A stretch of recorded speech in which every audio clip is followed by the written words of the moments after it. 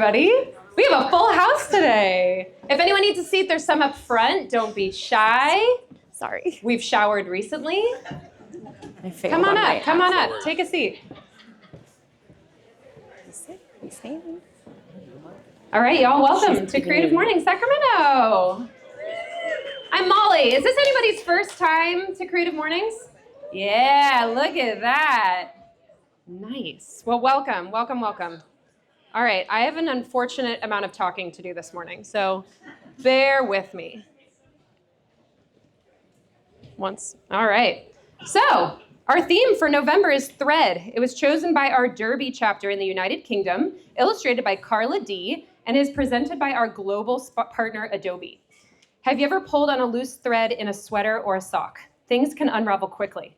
The creative process can feel like that. A nagging thought, an imperfect bit, or a big tangled mess. But maybe that thread is trying to tell you something. Follow it and see where it takes you. Because thread is both a physical and a metaphorical tool of creativity. In film and literature, a thread is the progression of a plot line or theme that helps tie the narrative together. While in sewing, weaving, embroidery, and knitting, the thread physically embellishes and holds the piece together. No wonder a loose thread is so hard to ignore. It turns out that all the good and bad in your life is forming a beautiful tapestry. You know, one day. All right, and we have some very exciting news. Drum roll, please. Adobe is Creative Mornings' new global partner. Adobe recognizes the impact that Creative Mornings is having on the global ecosystem of creativity, and they're committed to reaffirming their huge support of creatives around the world. This is big, big news. Just like our local partners make our events here in Sacramento possible, global partnerships are the fuel that power us as an organization. They ensure that Creative Mornings can continue to grow and thrive around the world. This partnership is a clear reflection of all of you and the love and heart you bring to this Creative Mornings community. Adobe wanted to be a part of this. My team and I want to thank you all for being here and for making the Sacramento chapter what it is. And our partnership was made official last month at Adobe Max, an annual conference and global celebration of creativity. The partnership was announced on stage not once, but twice. Tina, our founder, had the honor of being interviewed on stage at the keynote where she talked about the partnership and the magic behind Creative Mornings. If you want to check it out, it's all online at max.adobe.com/maxonline. Okay, is Diana here? Hi, awesome. Okay, so this is something that we didn't really do this year. I had a lot going on. I just kind of forgot about it. But Creative Mornings is about shining the light on our communities. And one way to do this is via 30-second pitches. This is where we invite a few people to come up to the stage, share a pitch with our audience. It could be that you're looking to hire, need collaborators, have an upcoming event that you'd like to promote, or who knows, maybe you're looking for a date. So if you're interested in doing a pitch in the upcoming months, send me an email at sacramento@creativemornings.com. You get 30 seconds to take the stage, so I'm going to hand it over to Diana.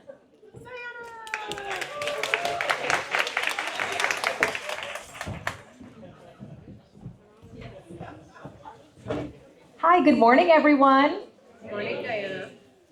So my name is Diana. I am the operations associate here at Clara. We are an arts nonprofit, and we also have our own arts education program.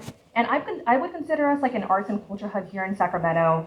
But I just wanted to come up here and invite you all to explore Clara and contact us about our rentable spaces, such as this beautiful auditorium and our annex on the east side of the building. So my contact information is up here. Just feel free to reach out anytime. I also, just FYI, just like got all my notes together. So sorry if I sound a little nervous. You're doing great. Speaking of just getting it together, anyone want to just come up and do it?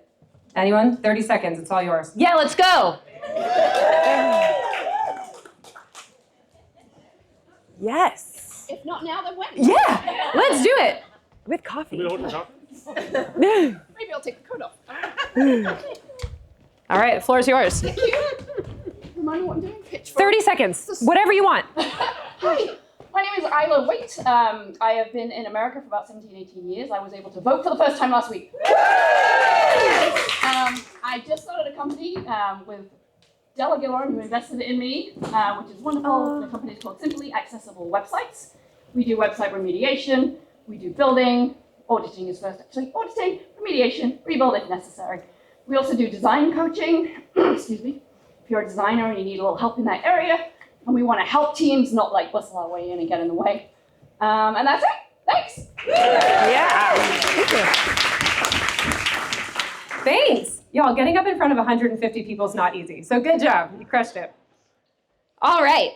Moving on. Did you know the number one way that people learn about Creative Mornings Sacramento is through their friends? So next month, we invite you to bring a friend, whether they've never heard of Creative Mornings, have been away for a long time, but are excited to get back, or are a Creative Mornings regular, but just need a push from a friend to join this next month, Friday. Get them to tag along. We can't wait to see you, your buds, pour out some more coffee, and expand our circle of friends. So, in the spirit of friends, quickly, 2 minutes. Turn to the person next to you. Share what your thread is on your name tag. What do you got going on right now? Food frontier. Ding, ding, ding. All right, nice. And we would also like to thank a few staff members from our congressional office who have joined our Creative Mornings community bright and early today. Trevor Harris from Congresswoman Matsui's office and Matt Chicato from Congressman Bera's office. Welcome and thank you for being here. All right, let me get back to all my crazy notes. All right, we have merch, new merch, y'all. If you want to check it out, it's being sold in the back. All the money goes to support Creative Mornings and keep these events running. Big thank you to Oh Shirt Yeah for printing. The founder, Jordan, will be our speaker next month to close out our 2024 roster. So definitely come check it out. And my volunteers, thank you so much. I appreciate all of you. This could not be done without your help, so thank you. And if you want to volunteer, please send me an email, sacramento@creativemornings.com. I'll add you to a list that I send out, and then no one responds to me. And big special thanks to Fong, our photographer, floating around.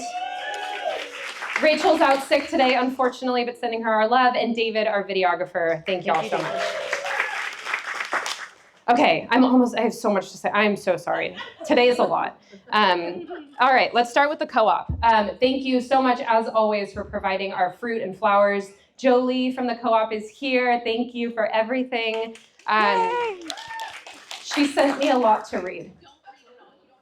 There's big words in there, Jolie. I know it's too much. No, it's beautiful though. You can just say all the fruit and flowers are organic. And did everybody taste some things? Everybody provide a seasonal display of things and the flowers. Did everybody see the flowers?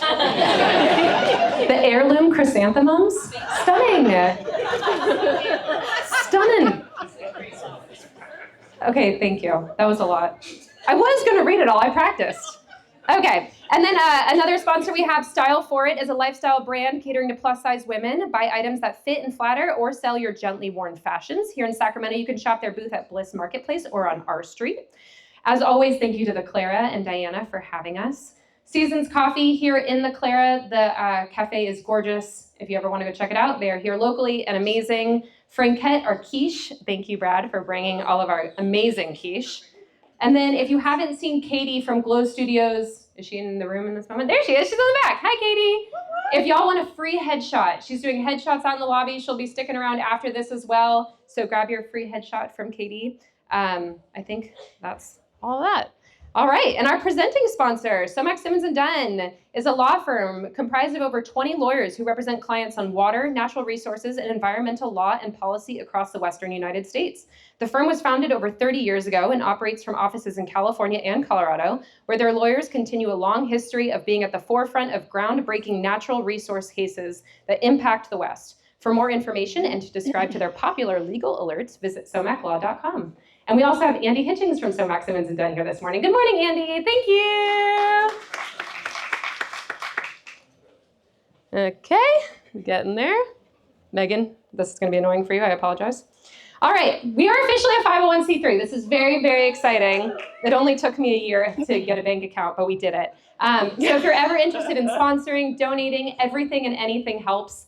You can send me an email. I know a lot of companies do charitable matching before the end of the year. If your company does that, check it out as well. Creative Mornings is currently in 243 chapters or cities in 69 countries worldwide. 27,000 morning people attend a Creative Mornings talk every month.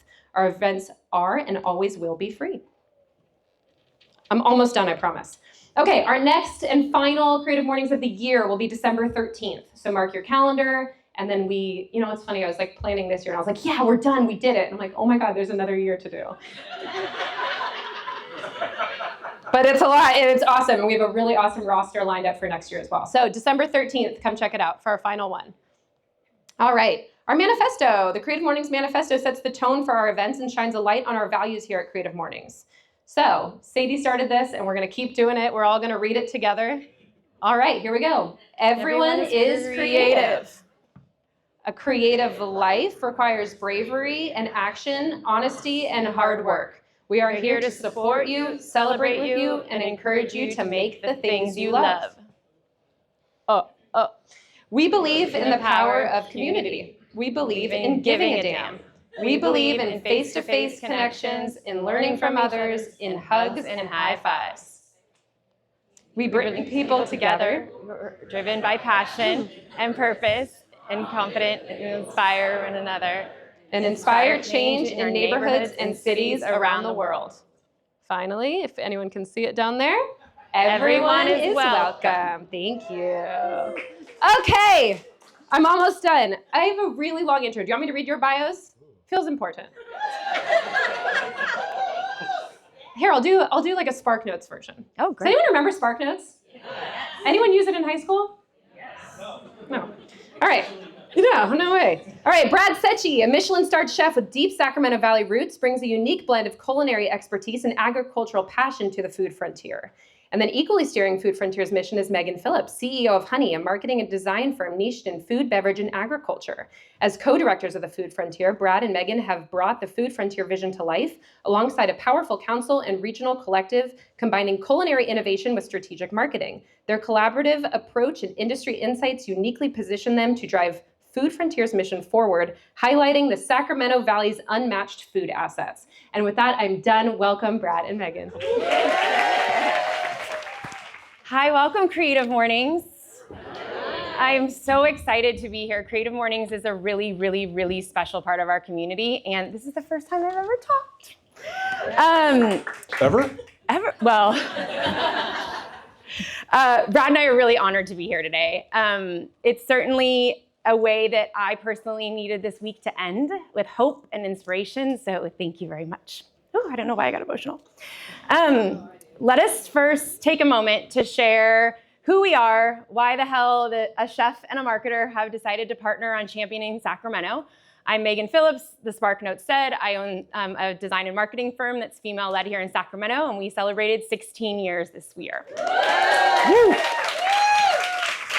I'm Brad Cecchi. I'm the executive chef and owner of Humble Concepts Restaurant Group. We have 3 restaurants here in the region. One of them rocks it with quiche. And I am a lifelong Sacramentan. And in response to the pandemic in 2020, I got really involved in food advocacy. And it's something that has kind of taken my life by storm. So how the hell did we get here and decide to start another business is the great question. I'll tell you a quick story. Brad and I, along with some incredible advocates who have taught us many things, were in Washington, D.C. about 1.5 years ago. And if you don't know, there's a group of us who go to D.C. on a trip called Cap to Cap. It's put on by the Metro Chamber, where we go and we advocate for issues in our region.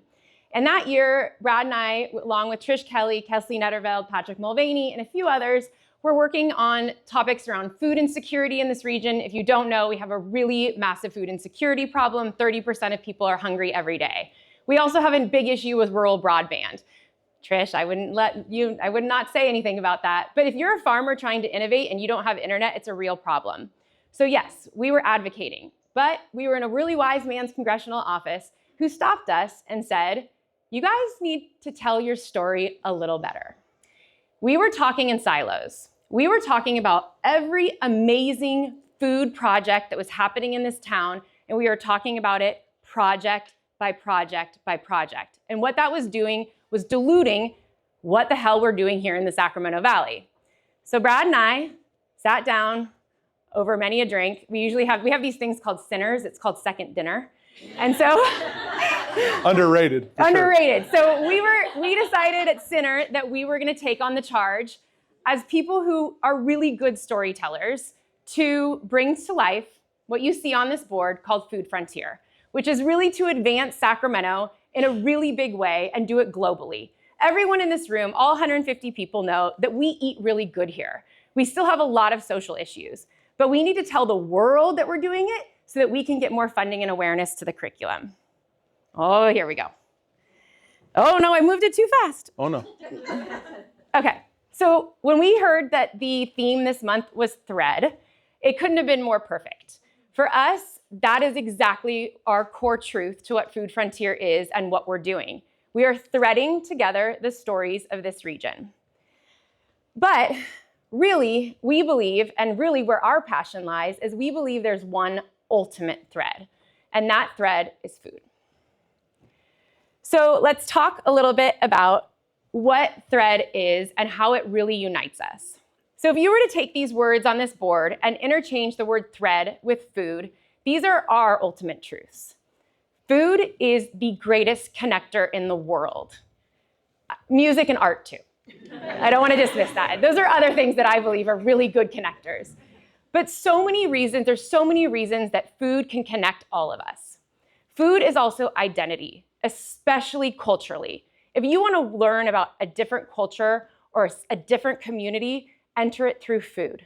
And enter it through people who also feel like they could give something and almost like translate through the power of food. Food is also an incredible guide.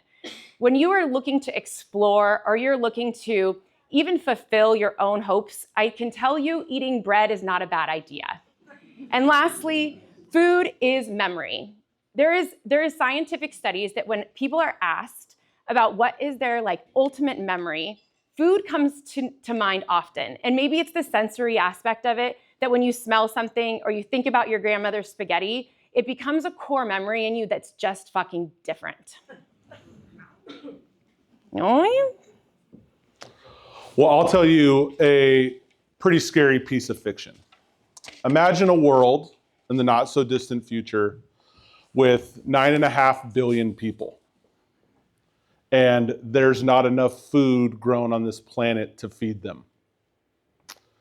And in that world with food scarcity, we live in a place where we have land, and all of a sudden, what we have in this country becomes a matter of security and how we help feed the rest of the world. And with that, you take into consideration climate change. There's going to be crops that have a 25% less yield over the next 15 to 20 years. So with a growing population and a decrease in yield, we have a really huge problem. Here, even in the state of California, we have 43% of the land is agricultural based, whether it's grazing land or cropland. But climate change with floods and fires, and drought, right? These are things that affect us on a daily basis. And so, that leads to rampant food insecurity, because as the cost of growing food grows, so does the cost of the food. It continues to outpace the normal rate of inflation. But enter the food frontier. We are fortunate enough that all of us live in a place that has a geographic advantage to growing food, to celebrating food, but also to innovating food. So before I go away from the slide, I know we're in a room with creatives. So this logo was created by the amazing team at Honey. And there's two things that I just want to compliment the designers on. Every letter in this logo is connected. And that's the whole point of what we're trying to do, is collectively thread the assets of the region together.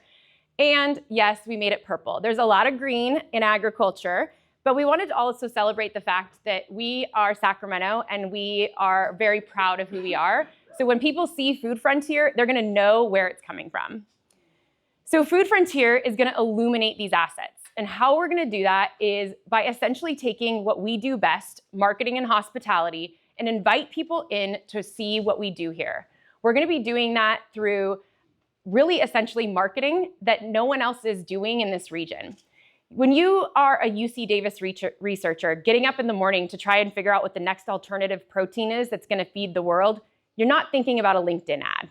But what we want to do is figure out how people who are searching for how the future of food is going to change the world, they're going to end up in Sacramento really fast. We're also putting together global study missions around the world for business leaders who need to see that we can't get left behind. Because we grow 400 specialty crops in this region, and if the Netherlands, who doesn't have growing seasons like we do, are making bigger headway, we need to get ahead of that fast as a region. And so we're really excited about what we're going to do and what we're going to be able to bring. We all know it here that we live in an amazing region, but we need to start to teach the world how to do it better. I've been fortunate enough to travel all over the country, going to food festivals and conferences. And the cool thing about our community is that the feedback that I get from other communities when we're in them is that Sacramento rolls deep. We all know each other, get each other. Last year at Pebble Beach Food and Wine, I sat with 10 of the chefs from Sacramento at Spanish Bay by the fire pit, and we were building community and collaborating and talking about our businesses, and all of the other people that were around us were kind of like, who are these people? Right? And so, but a lot of that community comes built from the people that came before us, our mentors, our tastemakers, our advocates. Patrick Mulvaney is one of my mentors. I worked for him when he opened Mulvaney's Building Alone. And anybody who knows Patrick knows that he chose this community. He's not from here. He chose it.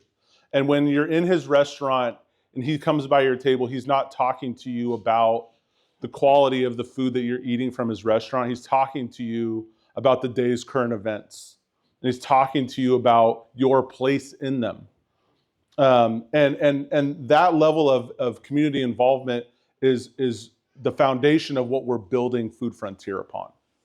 Trish Kelly, who's in this room, who I would like to say got up at 8:30 this morning, which is it's amazing to see your face this early, has been a huge mentor of mine. Trish Kelly, if you don't know, is the managing director at Valley Vision. Valley Vision is a nonprofit who looks to find equity around our environment and around the economies of our region. She is a national treasure and has been fighting for food and ag longer than you would ever believe. I had I don't even know, a kismet moment where my first Cap to Cap, I was able to jump into a cab with her. And I was paralyzed. We were going into a congressional office talking about issues, and I didn't know what to do. And she has taken me under her wing ever since. And honestly, she is the one who's been fighting for us the longest. And so we want to recognize the fact that we're just going to get a little louder for her.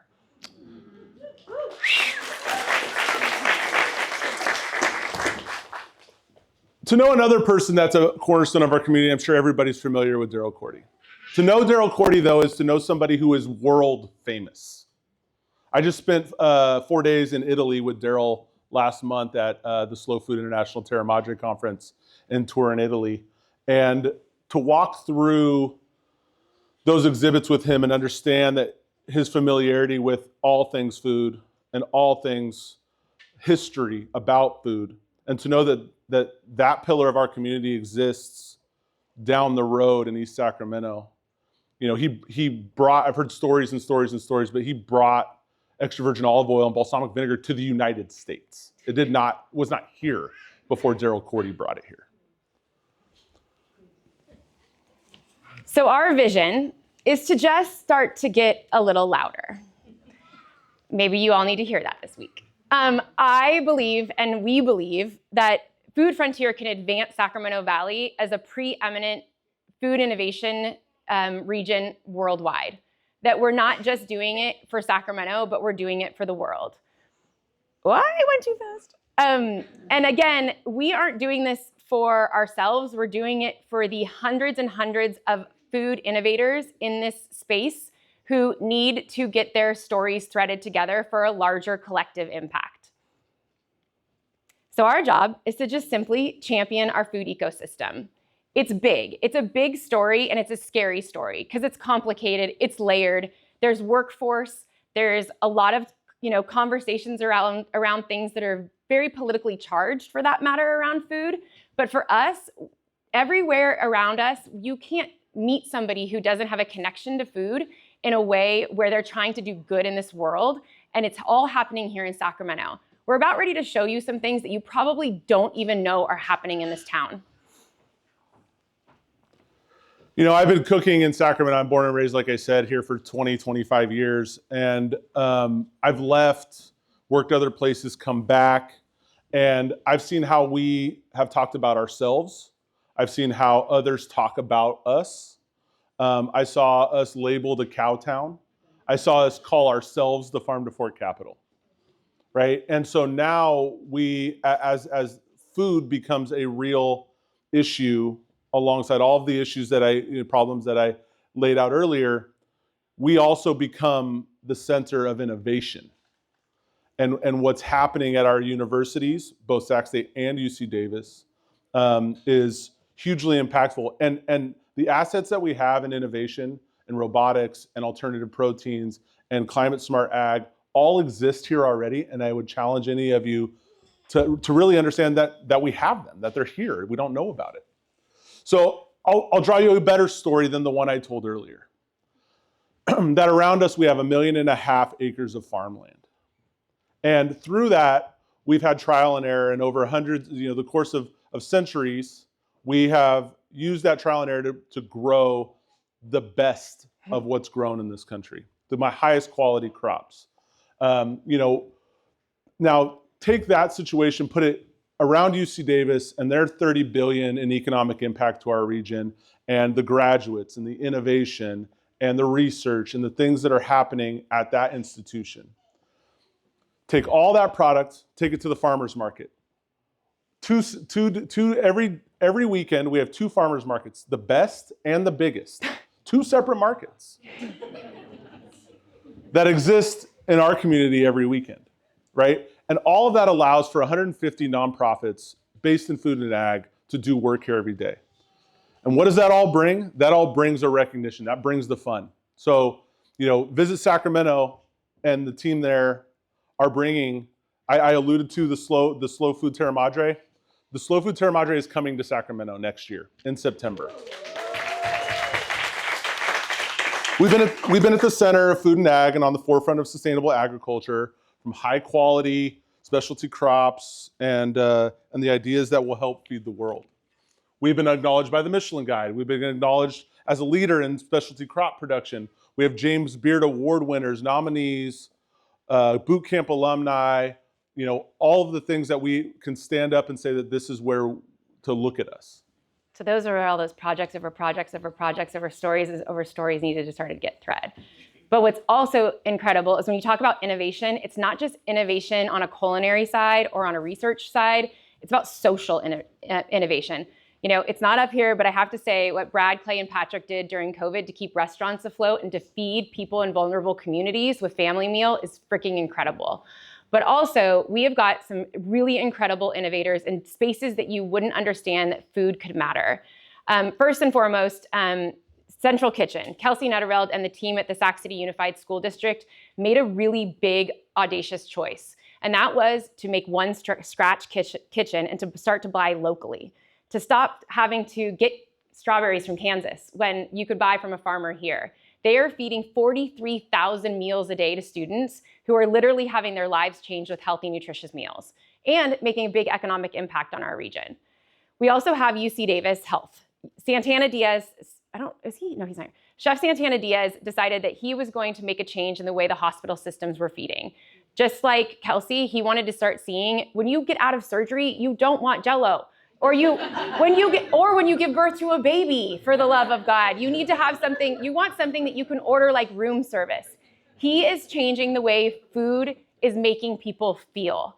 There's a wholesomeness to it, especially when you're suffering and you need something to make you feel better. So kudos to him and UC Davis Health. And then we're also getting massive recognition.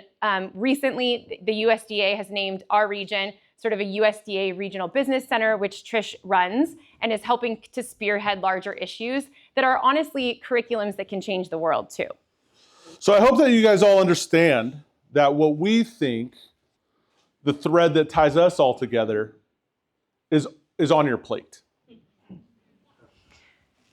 So ultimately, it is our job, and it is starting to be even a bigger issue, that we want the world, we want Washington, and we want everyone outside this region to understand that Sacramento Valley is the future of food. And it's going to take all of us in this room to keep asking the questions, because everyone has a tie to food.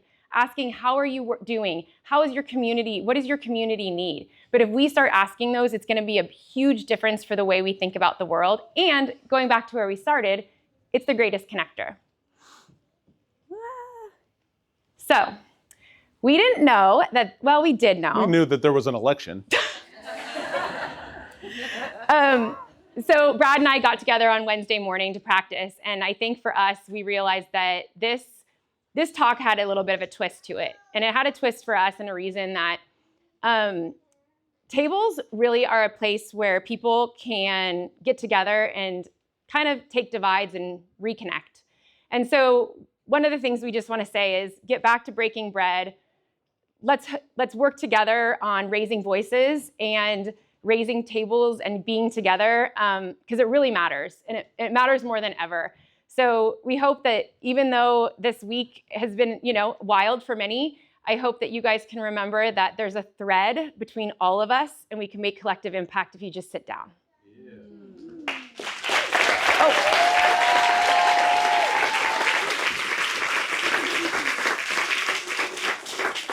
And the challenge that we would hope that you all walk away with today is to understand that everybody has to eat, right? And if you can sit down and break bread, talk about the future in a positive way, that you can hope when you leave this room and get up from that table that the future of food is in Sacramento.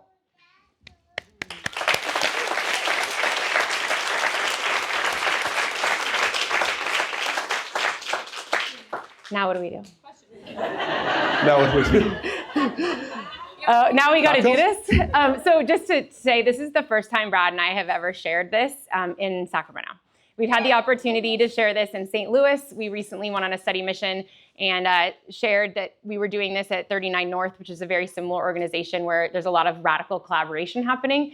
But it's made us really nervous to kind of get in front of you and be vulnerable and say that we're going to get a little loud.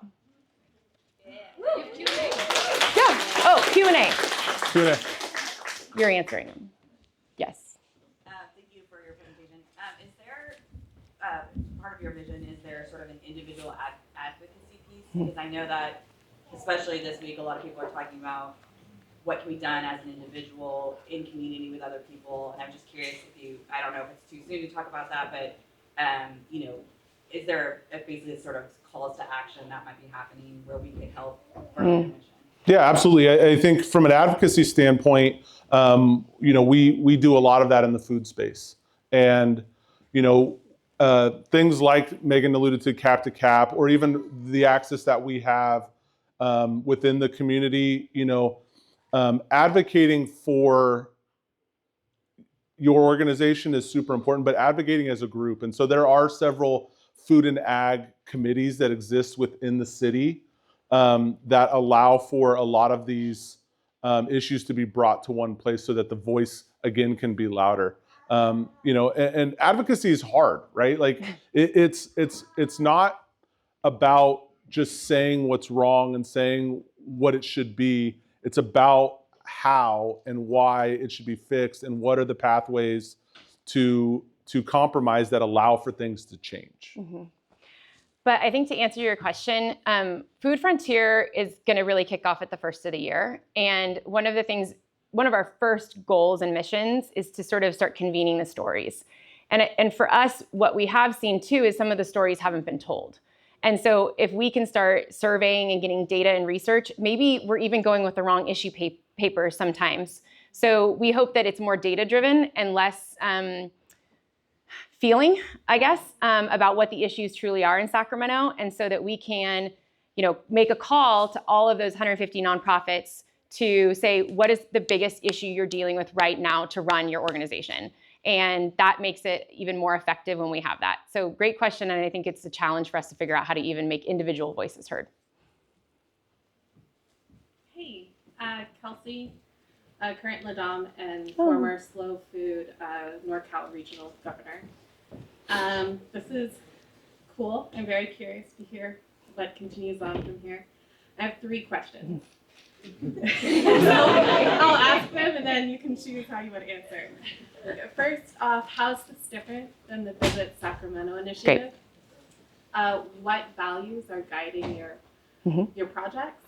Because you have a lot of potential members that have clashing values. And then my third question is, who is coming to the table in these conversations that have led you to here? I'm going to give you Visit Sacramento since you're on the board. So Visit Sacramento, to me, their job is to put heads in beds, right? That's how they make money. They do that through incredible initiatives like the Farm to Fork Festival and bringing, Terra Madre here. But they're a tourism organization. They're not necessarily an advocacy organization. They're not necessarily a philanthropy organization, right? So Food Frontier is different because it's not about bringing people to Sacramento. It's about threading together all of the assets, whether it is in the social advocacy space, the tourism space, the economic development space. There is a food opportunity that connects, that lives outside of each of those bubbles, that Food Frontier hopes to help draw those together and then tell all that story at one time. So we're still America's Farm to Fork capital, but we're going to do it in a way where we're layering on the UC Davis research that's coming out, what Santana's doing, what Kelsey's doing at Sac City Unified School District. There's a really incredible organization in the Netherlands called Food Valley, and we've been really studying them, and that's what they've done, is they've essentially threaded their stories, and they're making a remarkable impact learning how. I'll make a joke about a couple weeks ago, Brad and I were at Ag Start in Woodland where there's food incubation happening, which is an incredible program. And he has this little vial in his pocket. I'm like, what are you doing? He's like, it's algae oil. He's like, it's got a different heat. I'm like, see, if we didn't have a culinary person meeting a food innovator, those radical collaborations wouldn't happen.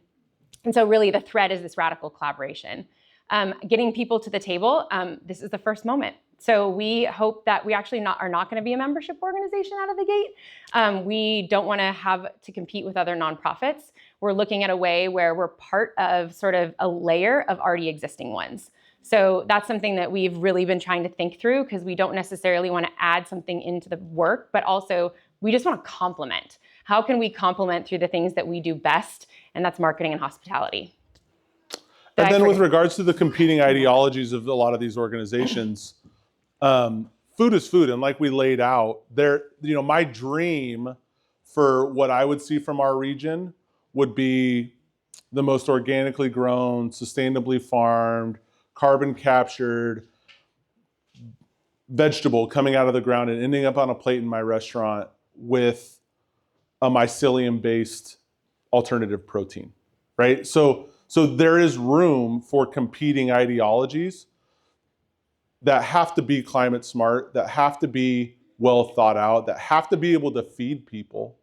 I think that there's oftentimes a need for compromise when it comes to real ideological practices in order to understand that in 30 years, there's going to be 10 billion people on the planet, right? And so we do have to be conscious of preserving heritage while also innovating in order to feed those people. Mm-hmm.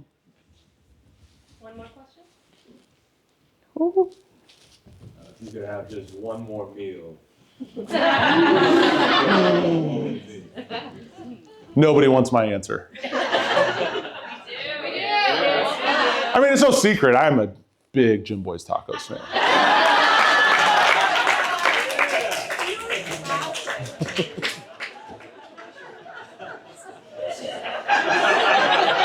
I told you. I know. I think I'm gonna go. I don't know. So nostalgia, like going back to food is memory. My dad every year would make me these savory crepes for my birthday. And they are simple. They're just a cheese sauce with chicken with a crepe in it. And so that would be my one meal because it's not a meal for me. It gives me a direct thread to my family. Yeah. It's not that great either, or healthy. I think it's like beer and cheese in a bowl and then you pour it on top. Sounds good. Yeah. It's not so different from a Jim Boy's taco. Yeah. Yeah. Thank you guys so much. Put it on there. You need this back? You're good for right now. I guess. And that's it, y'all. Happy Friday. Thank you for coming. We have some time. You can mingle. Get your headshot if you haven't already. Our paid model wearing our merch is going to pull out the chair racks. If you could fold your chair and throw it on a rack, that would be awesome. And then otherwise, have a beautiful weekend. Put a smile on your face and someone else's, and we'll see you December 13th.